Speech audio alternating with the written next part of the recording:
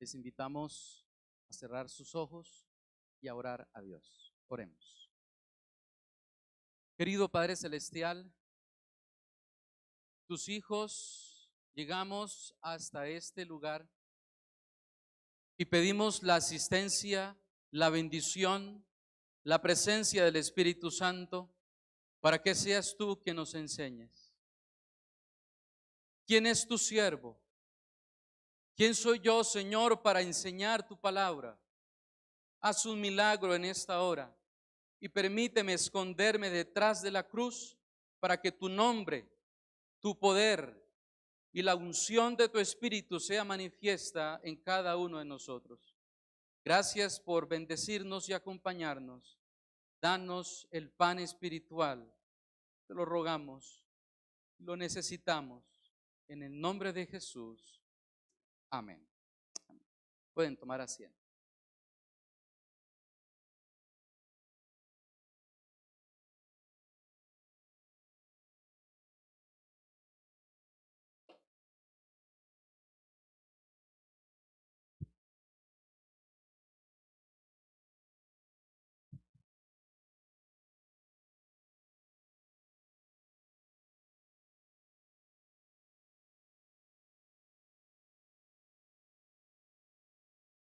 ¿Cuántos creen que la vida es una escuela de enseñanza? ¿Cuántos creen que han aprendido algo en la vida? Por supuesto, todos hemos aprendido, el día a día nos enseña muchas cosas. Pero ¿no te ha pasado quizá que luego de vivir una experiencia dices, esta no me la sabía, para la próxima? ¿Te ha pasado? ¿Has dicho eso quizá? Para la próxima, a la próxima no me va a pasar. ¿Y a cuántos les ha vuelto a pasar? ¿Qué has dicho cuando luego de haber pensado, eso no me va a pasar, te vuelve y te ocurre? La vida es una enseñanza y es un aprendizaje continuo también. Enseñamos y aprendemos. Y saben, amigos queridos, hermanos, amados, amigos que están en esta hora, y los amigos también que nos acompañan también allí desde las redes sociales, que nos acompañan, bienvenidos también. Pero para ti también es esta pregunta: ¿qué hemos aprendido de Jesús? Una pequeña anécdota así como para brevemente ilustrar. Esta semana que está terminando fui a un almacén, no voy a decir el nombre para no hacer cierto la publicidad. Fui a un almacén y noté que un par de personas me miraban como extraño. Cuando menos lo pensé, se me acercó una de esas personas y comenzó a hacerme preguntas acerca de los productos de ese almacén. ¿Qué crees que respondí? Al principio me asusté y luego la persona, como que al ver mi reacción, no siguió preguntándome y se fue. Me causó curiosidad, pero más adelante, en el siguiente stand, nuevamente otra persona se me acerca y me pregunta algo sobre ese almacén. Allá me preocupé y dije, algo está pasando. Y algo sencillo y estaba pasando en realidad, y era que había llevado la misma ropa, el mismo tono de color que las personas utilizan en ese almacén. Y saben, no era la primera vez que me ha ocurrido. Me ha ocurrido un par de veces y siempre digo, para evitar esa situación, a la próxima voy a tenerlo en cuenta para que no me ocurra, pero me vuelve y me ocurre. Espero que cuando vuelva otra vez aquí en esta bella iglesia poderles contar y decirles que no me ha vuelto a ocurrir esa situación.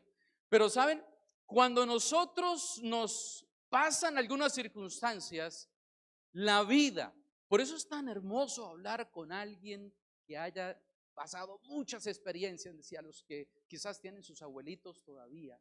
Qué hermoso sentarse y escuchar las experiencias y todo lo que ellos han vivido y experimentado. Cada vez que uno pasa cualquier tipo de experiencia, hay aprendizajes. Si pudiéramos, para aquellos que les gusta hacer las cuentas, si pudiéramos sumar las horas que hemos pasado en este contexto de aprendizaje como son el templo, el santuario, ¿cierto? La iglesia, ¿cuántas especializaciones, maestrías o incluso doctorados hubiéramos podido recibir? ¿De cuántas horas estamos aquí? Ahora, si hacemos cuenta de la vida, la pregunta que es pertinente en esta ocasión es: ¿qué hemos aprendido de Jesús? Abre tu Biblia, por favor, en el Evangelio de Mateo, el capítulo número 11. Capítulo número 11 de Mateo, y quiero que juntos consideremos una pequeña frase del versículo 29. Mateo capítulo número 11. Puedes buscar allí este hermoso pasaje y vamos a concentrarnos en una frase de este versículo. Leo la palabra de Dios de la siguiente manera, el versículo número 29. El Señor Jesús dice: llevad mi yugo sobre vosotros y aprended de mí, que soy manso y humilde de corazón. Y al final dice: y hallaréis descanso para vuestras almas. Quiero que resaltes allí en este versículo la expresión o el imperativo, la orden que el Señor Jesús nos da de aprender de Él. Aprender de Él. Pero la orden es llevar un yugo. Ya allí comenzamos como a pensar: ¿y qué es eso de yugo?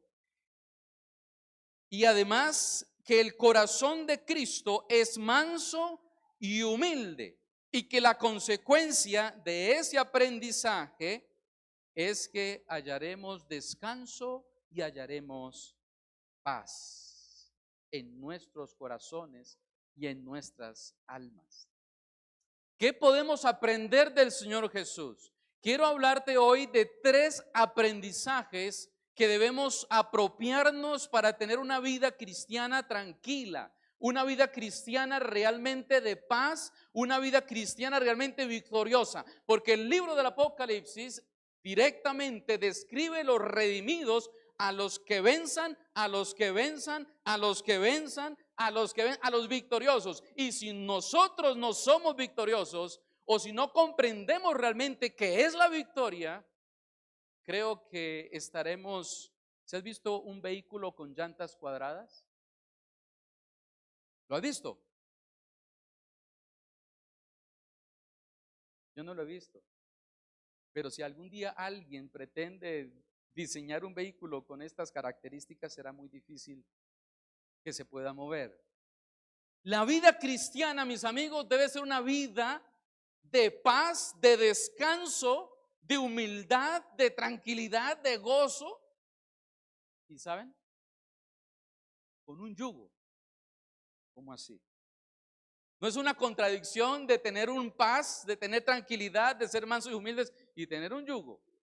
Pues bien, primera lección: Cristo desea que tú y yo aprendamos obediencia. Mantén allí una señal en Mateo 11 y acompáñame rápidamente en el mismo Evangelio de Mateo, el capítulo 26, el versículo 39. Mateo 26, el versículo 39, la oración de Cristo en el Getsemaní, el verso 39 dice así: yendo un poco adelante, se postró sobre su rostro, orando y diciendo: Padre mío, si es posible, pasa de mí esta copa, pero no sea como yo quiero, sino como tú. Versículo 42. Y otra vez oró, segunda vez, diciendo: Padre mío, si no puede pasar de mí esta copa sin que yo la beba, hágase tu voluntad. Y el verso 44, oró nuevamente diciendo las mismas palabras: Señor, si no puedo pasar esta copa, si no puedo evitar lo que me está esperando, que no sea mi voluntad, sino que sea tu voluntad. Y saben, amigos queridos, en el capítulo siguiente, el 27, el verso 46, el Señor decía en arameo: Elí, Elí, lama sabactani, que significa Dios mío, ¿por qué me has desamparado? Te hago una pregunta. ¿El Padre desamparó a su Hijo? Y hago esta pregunta porque así como Cristo aprendió obediencia, tú y yo debemos aprender obediencia. Así que debemos comprender si realmente el Padre abandonó a su Hijo. ¿Cuál era la oración de Jesucristo? El Señor Jesús en agonía, allí en el Getsemaní decía: Señor, si se puede evitar eso que me está esperando allá en el Calvario, allá en la cruz, Señor, pero ante todo, que sea tu voluntad. Y no pasó nada. Y llegó Cristo hasta el Calvario. Y en el Calvario, Cristo decía y se preguntaba: Señor, ¿me abandonaste? ¿Te imaginas al Hijo de Dios, al Creador del mundo, al que tiene el poder de crear de la nada, preguntándose: Padre, ¿realmente me abandonaste? ¿No te has hecho quizás en algún momento de tu vida, cuando las cosas no salen bien, cuando llega la enfermedad, cuando llega la aflicción, la frustración, la tristeza, la depresión, cuando te confrontas con la maldad de este mundo, ¿no te has preguntado a veces: Señor, ¿en dónde estás? No veo tu intervención. Cristo, en medio de esa situación, ese momento, cuando los cielos se oscurecieron, cuando Él estaba afligido, herido, Él podía bajarse de la cruz. Y de hecho, esa fue una de las invitaciones que le hacían a Él. Pero Cristo en la oración, ¿saben lo que preparó a Cristo en el Calvario? Fue su oración en Getsemaní, porque Él dijo: Señor, si se puede, Señor, te lo pido, pero si no se puede, déjame, porque yo quiero ser obediente a tu mandato. Y saben que cuando Cristo hizo esa declaración en el Getsemaní, sometió lo que le iba a ocurrir y lo que le estaba ocurriendo a la buena voluntad de Dios. Porque cuando las cosas no te salen bien, tú debes delimitar toda tu interpretación de la realidad al buen corazón de Dios. Suena bonito, suena bien. Pero mis amigos queridos, debemos aprender a que nuestra fe se someta solamente a la voluntad de Dios, aunque en algunos momentos tú y yo no la comprendamos del todo. ¿Recuerdan la historia de Noemí y Ruth? Noemí y Ruth. Bueno, Noemí vivía en Belén, Betlehem, que quiere decir la casa del pan. ¿Y qué ocurrió en la casa del pan? Se acabó el pan, porque hubo una hambruna y se fueron de allá. Y cuando regresa Noemí, las redes sociales explotaron. Todos los hashtags y los Twitter, para poner la comparación, se inundaron en las noticias, porque la gente decía y se preguntaba: ¿ella es Noemí? ¿Ella es Noemí? ¿Ella realmente es Noemí? Y cuando le preguntaron si ella era Noemí, ella decía: no me digan Noemí, llámenme Mara, porque el Omnipotente me llenó de amargura. La definición de Noemí es lo opuesto a amargura. Así que Noemí definía quién era Dios de acuerdo a si le estaba yendo bien o si le estaba yendo mal. Esa era la gran tragedia de Noemí y la gran tentación que tú y yo tenemos de definir quién es Dios, si te está yendo bien o si aparentemente te está yendo mal, porque cuando nosotros interpretamos que las cosas no salen del todo como nosotros queremos, inmediatamente ¿qué pensamos? Que no nos está yendo bien. Pero te hago la pregunta: tú, aprendiendo la obediencia de Dios y a someter tus planes a Dios, ¿cómo calificas hoy tu vida, tu devenir, tu futuro o tu presente? Cuando Cristo estaba en la cruz y dijo esa pregunta: Señor, ¿me has abandonado? ¿Realmente el Padre había dejado a su Hijo? ¿O el Padre aún estaba al control de lo que está ocurriendo? Mi amigo querido, aunque las circunstancias sean difíciles, Cristo nunca va a dejar que lo que te está ocurriendo sea algo que te va a llevar lejos de Él. Pero ¿cómo así, pastor? Aquí entramos a una discusión para las palabras técnicas que a los teólogos les gusta utilizar, la teodicea. El carácter de Dios, ¿cómo así, pastor? Quiere decir que fue la voluntad de Dios que el esposo de Noemí y que los hijos de Noemí murieran. Porque eso es lo que a veces nosotros pensamos. No, era lo que Dios quería.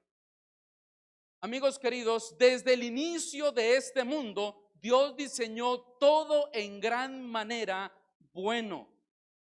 Sin embargo, debemos hacer una gran distinción entre disciplina y entre castigo. ¿Tú crees que Dios castiga? Piensa un momento. ¿Tú crees que Dios disciplina? Quizás esa respuesta es un poco más fácil. Dios disciplina, claro que sí. Vamos a ir rápidamente al libro o a la carta de Hebreos, el capítulo número 12. Hebreos capítulo número 12. Quiero que notes algo maravilloso que está en este capítulo, los primeros versículos de este capítulo. Hebreos capítulo número 12 dice así de la siguiente manera. Hebreos capítulo 12, el versículo número 3 en adelante. Considerad aquel que sufrió tal contradicción de pecadores contra sí mismo, para que vuestro ánimo no se canse hasta desfallecer. ¿Por qué? Pues aún no habéis resistido hasta la sangre combatiendo contra el pecado, y habéis ya olvidado la exhortación que como a hijos se os dirige diciendo: hijo mío, no menospreciéis la disciplina del Señor, ni desmayéis cuando eres reprendido por él, porque el Señor al que ama, ¿hace qué cosa? Disciplina y azota a todo al que recibe por hijo. Si soportáis la disciplina, Dios os trata como a hijos. Y si podemos seguir leyendo, encontraremos que Dios disciplina a sus hijos. ¿Y saben cuándo es que castiga? Es una palabra en nuestro castellano un poco incómoda, pero ¿saben qué? Solo la Biblia enseña que cuando Dios castiga es cuando la disciplina no tuvo más efecto y no hay más tiempo de gracia. Cuando desciende fuego del cielo, en varias ocasiones en el Antiguo Testamento describe eso, cuando Dios quiso disciplinar, llamar al arrepentimiento y el ser humano no atiende y no responde, la Biblia enseña en el libro de Apocalipsis al final que eventualmente existirán solo dos grupos: las ovejitas y ¿quiénes más? Y los cabritos, ¿cierto? Así que cuando la Biblia me enseña que Dios disciplina, es justamente por el gran amor que Dios nos tiene para llamarnos y hacernos entender. Y la gran lección que Dios quiere que tú y yo aprendamos precisamente es la de obediencia. La obediencia es aquella que lleva a la prueba máxima nuestro corazón de someternos a los planes de Dios. Puede ser que no comprendas del todo lo que Dios quiere con tu vida. Puede ser que algunas de las cosas que has planeado o algunas circunstancias que están rodeando tu vida no cuadren en tu proyecto de vida, en el ideal de lo que tú quieres.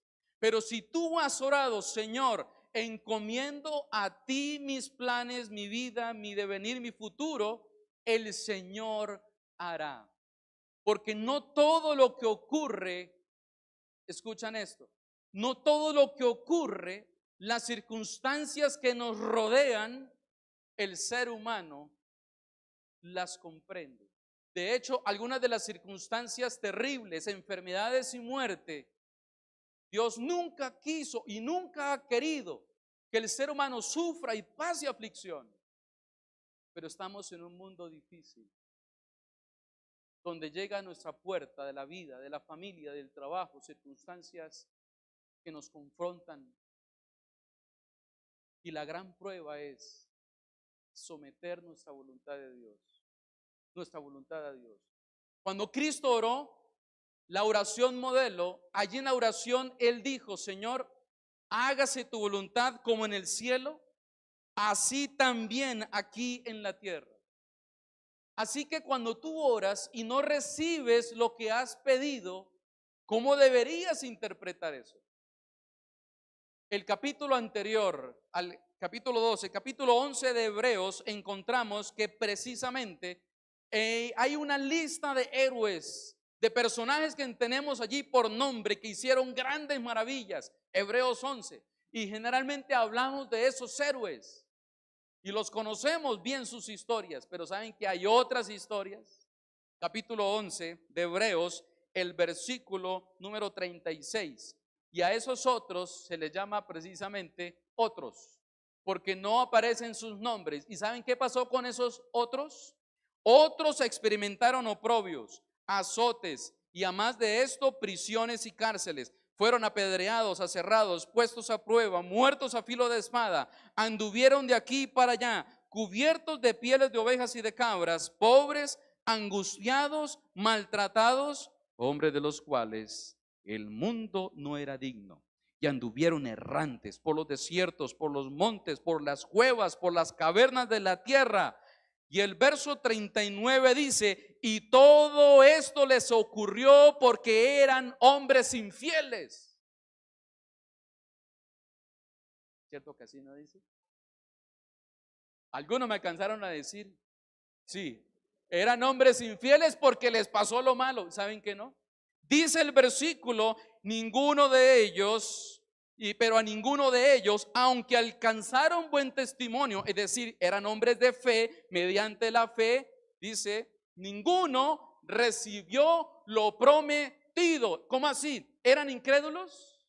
¿No creían en Dios? ¿Les faltaba la fe? ¿Les faltaba orar un poco más de horas? ¿Les faltaba hacer un poco más? No, eran hombres de fe. Pero entonces, ¿por qué no recibieron lo que se les había prometido? ¿Te imaginas el rostro de María y Marta al ver cerrar los ojos de Lázaro, sabiendo que Cristo estaba cerca? ¿No te confrontas lo mismo en tu corazón y en tu vida cuando le has pedido a Dios que te bendiga, que te restaure, que solucione ese problema y nada pasa? Somete tu corazón en obediencia al soberano del universo.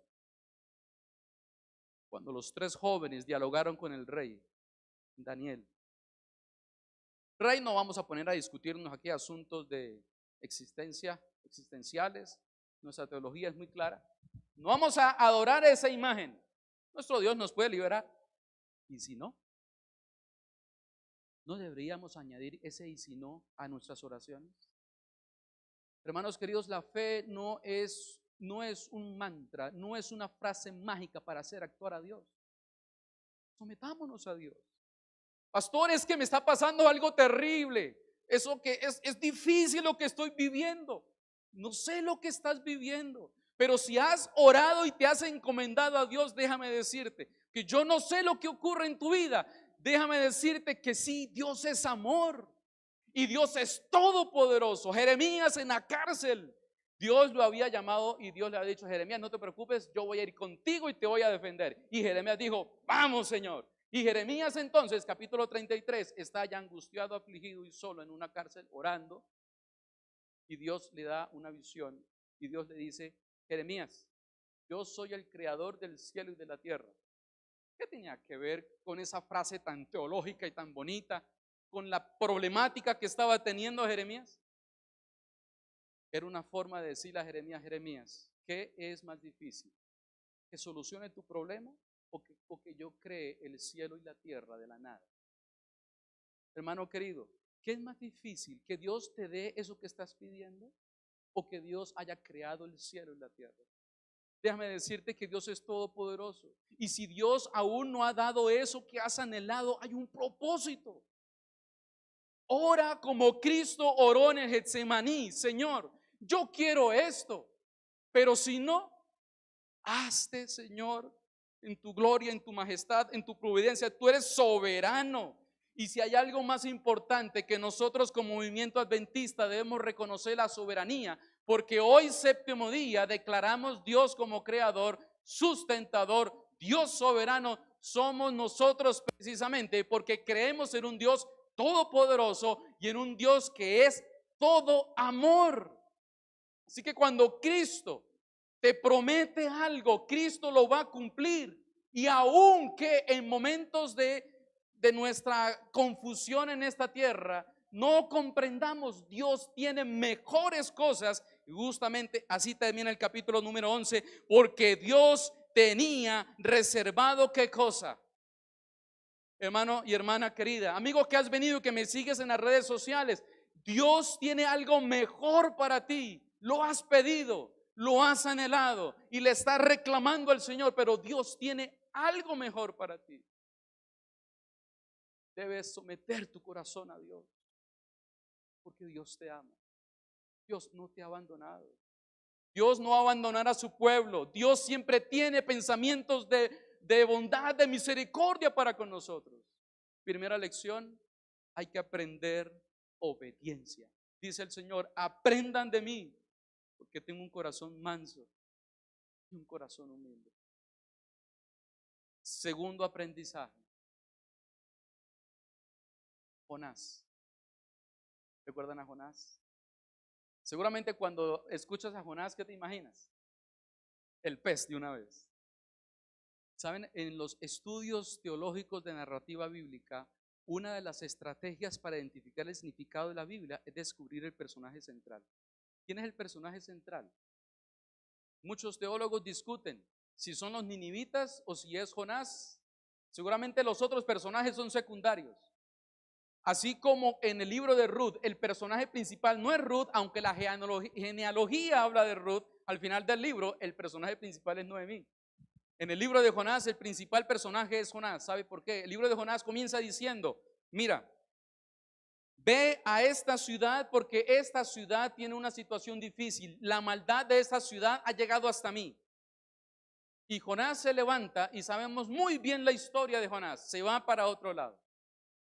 Hay una situación de maldad y Dios envía a su siervo. ¿Y saben por qué Dios envía misioneros? Dios, ¿por qué utiliza sus hijos o por qué nos utiliza a nosotros para hacer obra misionera, para compartir la palabra de Dios? ¿Saben por qué Dios lo hace?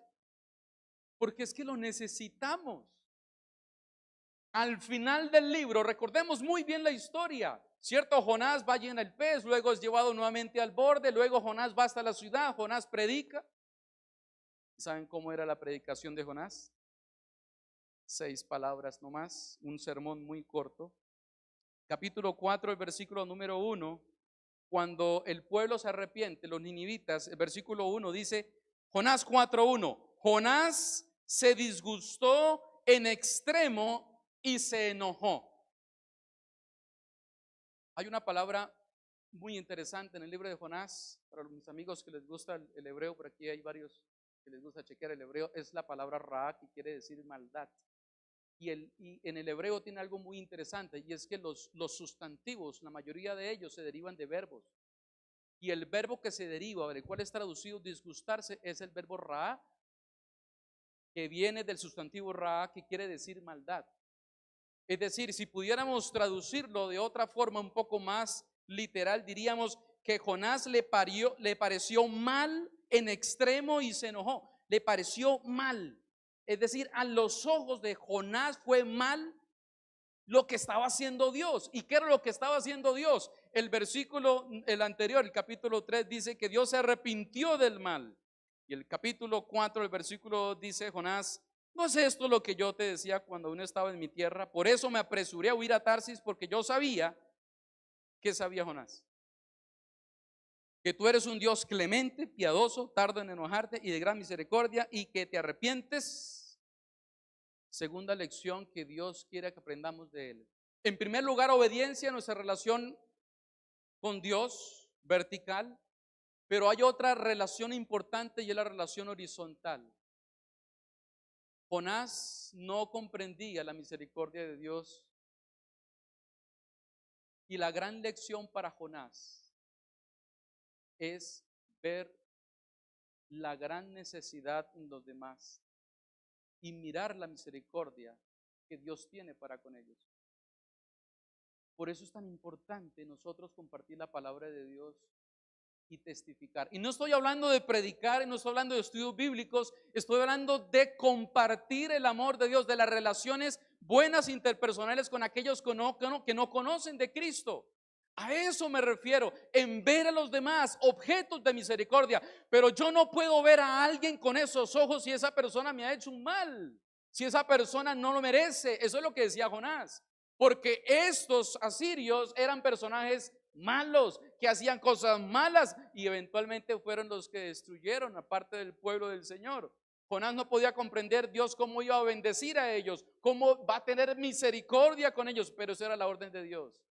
Debes tener misericordia con ellos, porque yo soy misericordia. Amigos queridos, a veces Dios nos envía a enseñar, a compartir, a relacionarnos con personas para que tú y yo comprendamos la gran misericordia que Dios tiene para contigo. Cuando ves a alguien lo que Dios ha hecho en esa persona y lo que puede hacer en esa persona, la primera gran lección que tú y yo aprendemos es lo que Dios ha hecho por nosotros. Cuando nosotros no compartimos del amor de Dios, no vamos a dimensionar nuestra gran necesidad de misericordia. Primera lección, someternos en obediencia a Dios. Y segunda lección, aprender de la misericordia que Dios tiene para con nuestros amigos, hermanos, familia, trabajadores, jefes, subalternos, con todos. Y número 3, volvamos a Mateo capítulo 11. Mateo capítulo 11, nuevamente el versículo número 29, el Señor dice: llevad mi yugo. Allí dejamos esa inquietud. ¿Qué es ese de yugo? ¿Qué era un yugo? ¿Y qué es un yugo? Hoy podemos malinterpretar este pasaje, así que debemos ir a lo que en ese tiempo significaba un yugo. Esa es una palabra técnica para referirse a la enseñanza. A la enseñanza. Así que el Señor está diciendo: lleven mi enseñanza en ustedes, y cuando hayan llevado mi enseñanza, van entonces a aprender de mí. Esta palabra aparece en otro lado, la palabra yugo. Está en el libro de los Hechos. Vamos a ir rápidamente al libro de los Hechos, el libro de los Hechos, el capítulo 15. ¿Recuerdan lo que estaba ocurriendo en Hechos capítulo 15? Había allí una gran reunión y una discusión entre la iglesia primitiva, los apóstoles y los nuevos discípulos, en qué hacer con los gentiles. Versículo número 5, Hechos 15:5. Algunos de la secta de los fariseos que habían creído se levantaron diciendo: es necesario, tremendo lo que estaban pidiendo, que hagan dos cosas: que se circunciden y además a que guarden la ley de Moisés. Y hubo allí una discusión.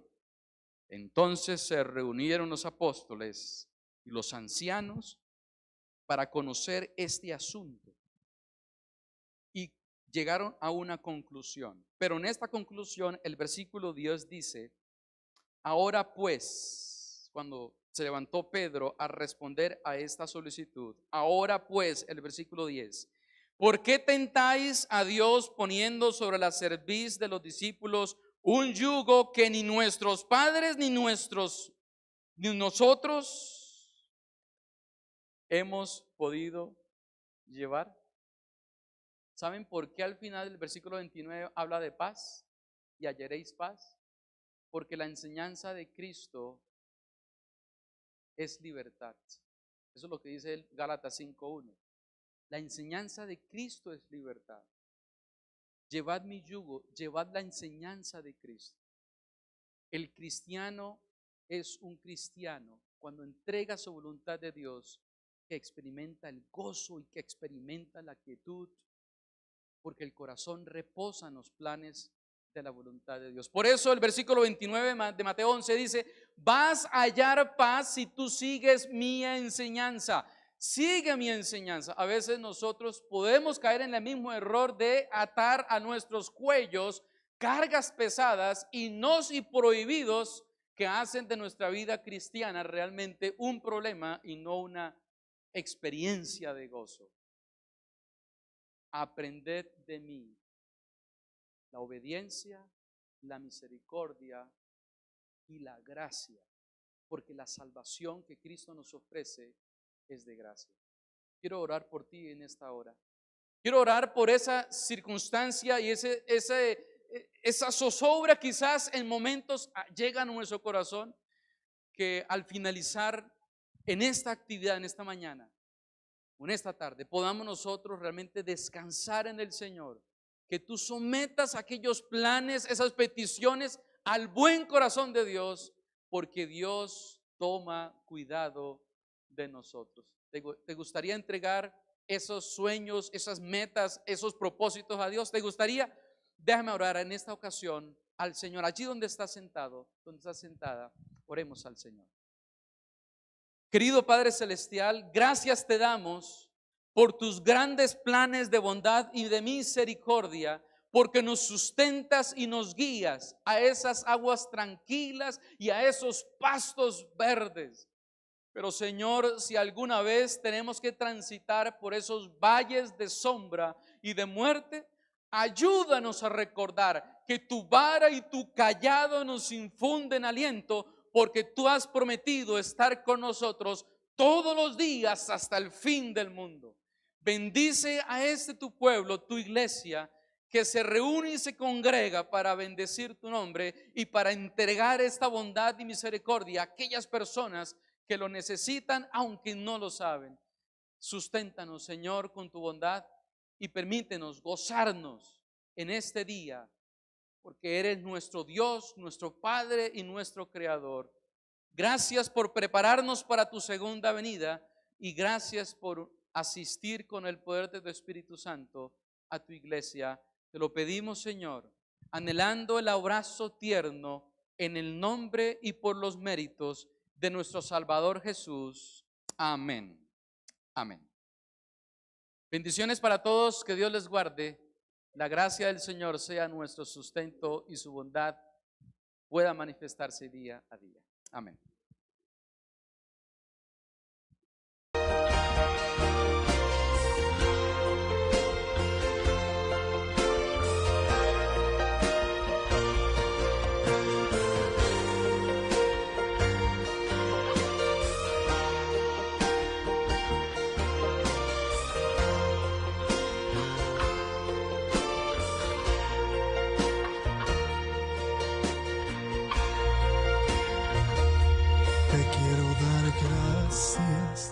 Por tu gran amor, te quiero dar gracias por tu sacrificio allá en la cruz. Te quiero dar gracias porque me ofreces la salvación sin yo merecerla. Gracias y gracias, Señor, por tu poder que me ayuda en medio de la desesperación. Hoy rindo mi vida a tus pies y te doy gloria y honra porque eres mi Rey. Gracias, Señor, porque a través de tu Espíritu Santo yo puedo sentir tu presencia cada día. Tu palabra me llena, me fortalece y nunca me deja solo, porque Dios siempre está ahí cuando más lo necesitamos.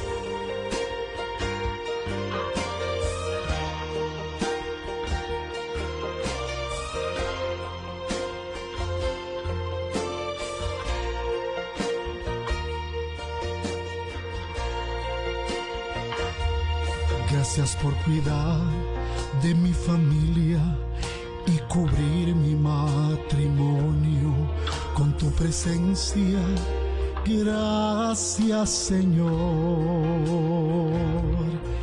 Y como dice el Padre nuestro, perdona mis ofensas y ayúdame a ser un instrumento en tus manos.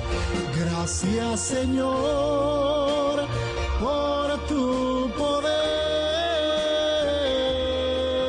que me ayuda en medio de la desesperación.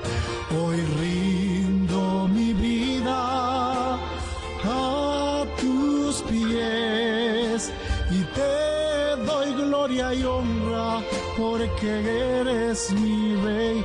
Gracias, Señor, por tu poder que me ayuda en medio de la desesperación. Hoy rindo mi vida a tus pies y te doy gloria y honra porque eres mi Rey. Te doy gloria y honra porque eres mi Rey.